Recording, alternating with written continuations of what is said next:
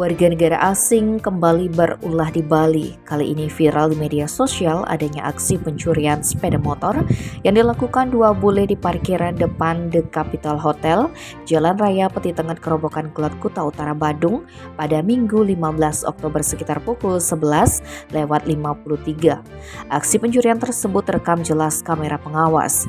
Motor yang dibawa kabur merupakan Honda Scoopy warna hitam dan statusnya sedang disewa seorang turis asing berinisial AY asal Australia sejak Kamis 5 Oktober. Terlihat dalam rekaman video berdurasi 57 detik, peristiwa bermula ketika AY tiba di parkiran hotel dengan Honda Scoopy dan bule itu bergegas masuk ke dalam untuk check-in.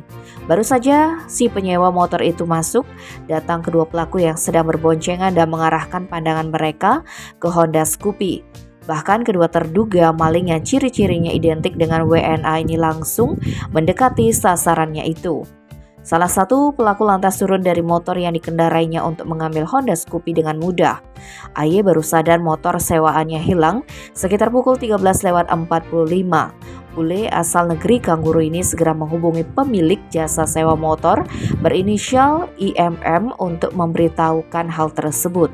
Bahkan bule itu sempat mengira kendaraannya diambil sendiri oleh pemilik jasa sewa. Akibat kejadian ini, IMM mengalami kerugian 20 juta rupiah. Maka dari itu kasus ini dilaporkan ke Polsek Kuta Utara. Saat ini, kepolisian disebut tengah menyelidiki tindak pencurian tersebut. Kasih-Humas Polres Badung Ibtu Ketut Sudana yang dikonfirmasi mengenai kasus tersebut belum bisa memberikan keterangan. Tim Bali Express melaporkan.